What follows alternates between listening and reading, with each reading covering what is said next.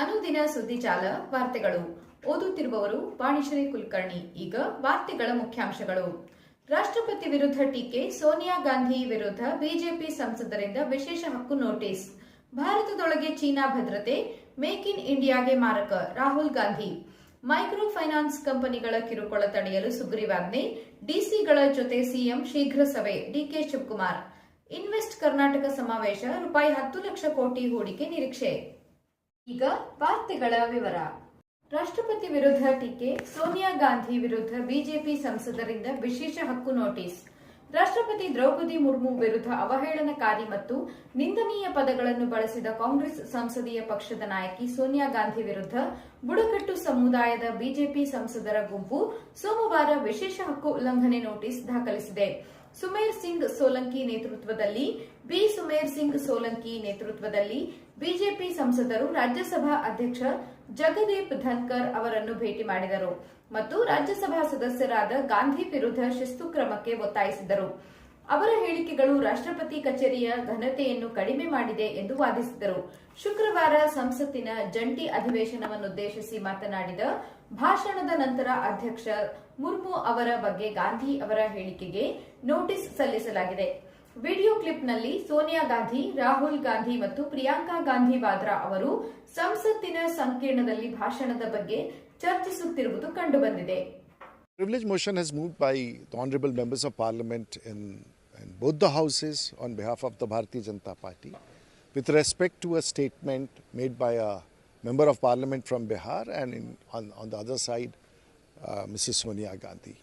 It's a matter of deep concern because the President of India is in fact the de facto the custodian of the Constitution.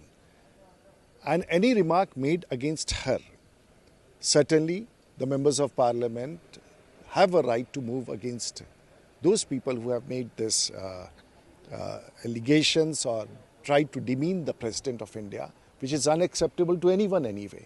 So I am sure the Speaker of the House in the Lok Sabha and the Vice President in the Rajya Sabha will definitely take cognizance of it. Micro finance ಕಂಪನಿಗಳ ಕಿರುಕುಳ ತಡೆಯಲು ಸುಗ್ರೀವಾಜ್ಞೆ, ಡಿಸಿಗಳ ಜೊತೆ CM ಶೀಘ್ರ ಸಭೆ, DK Shivakumar. Micro finance ಕಂಪನಿಗಳಿಂದ ಸಾಲಗಾರರಿಗೆ ಆಗುತ್ತಿರುವ ಕಿರುಕುಳ ತಪ್ಪಿಸಲು ಸರ್ಕಾರ ಸುಗ್ರೀವಾಜ್ಞೆ ರೂಪಿಸಿದೆ. ಮುಖ್ಯಮಂತ್ರಿ ತಮ್ಮ ವಿಶ್ರಾಂತಿಯ ಬಳಿಕ ಸದ್ಯದಲ್ಲೇ ಪೊಲೀಸ್ ಅಧಿಕಾರಿಗಳು, ಆಯುಕ್ತರ ಜೊತೆ ಈ ಬಗ್ಗೆ ಸಭೆ ನಡೆಸಲಿದ್ದಾರೆ. ನಂತರ ಜಿಲ್ಲಾಧಿಕಾರಿಗಳ ಜೊತೆ ಪ್ರತ್ಯೇಕ ಸಭೆ ನಡೆಸಲಿದ್ದಾರೆ ಎಂದು ಉಪಮುಖ್ಯಮಂತ್ರಿ ಡಿಕೆ ಶಿವಕುಮಾರ್ ತಿಳಿಸಿದರು. ಸುದ್ದಿಗಾರರ ಜೊತೆ ಸೋಮವಾರ ಮಾತನಾಡಿದ ಅವರು, ಸಾಲ ವಸೂಲಿ ಮಾಡಲು ರೌಡಿಗಳ ಮೂಲಕ ಬೆದರಿಸಿ ಕಾನೂನು ಕೈಗೆ ತೆಗೆದುಕೊಂಡು ಬಡವರ ಮೇಲೆ ದಬ್ಬಾಳಿಕೆ ನಡೆಸಲು ಅವಕಾಶ ನೀಡುವುದಿಲ್ಲ. ಇದನ್ನು ನಿಯಂತ್ರಿಸಲು ಪೊಲೀಸರಿಗೆ ಹೆಚ್ಚಿನ ಅಧಿಕಾರ ನೀಡಲಾಗುವುದು ಎಂದರು.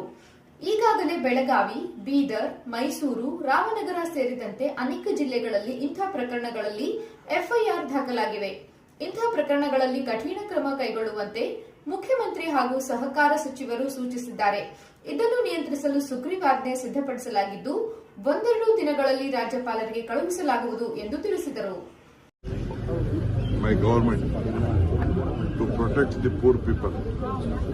So whatever this deed has been done under the government has already set right. We are making an ordinance. We are just working out. We'll give more powers to the police officer. We'll curb these activities and they can't exploit the people. So they are taking law into their own hands, which is false. So we are taking action.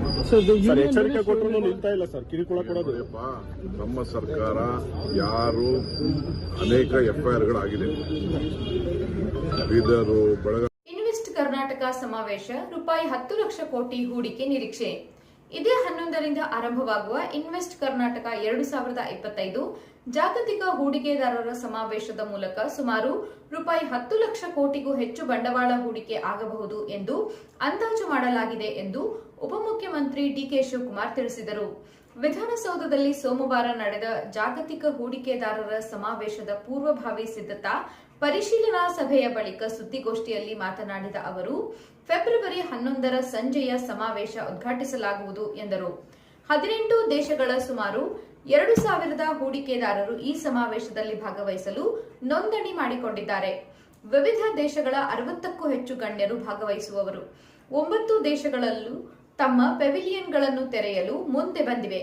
10 ದೇಶಗಳ ಉನ್ನತ ಮಟ್ಟದ ಕೈಗಾರಿಕಾ ವಲಯದ ನಾಯಕರು ತಾಂತ್ರಿಕ ವಲಯದ ಗೋಷ್ಠಿಗಳಲ್ಲಿ ಭಾಗವಹಿಸುವರು ಎಂದು ಶಿವಕುಮಾರ್ ತಿಳಿಸಿದರು.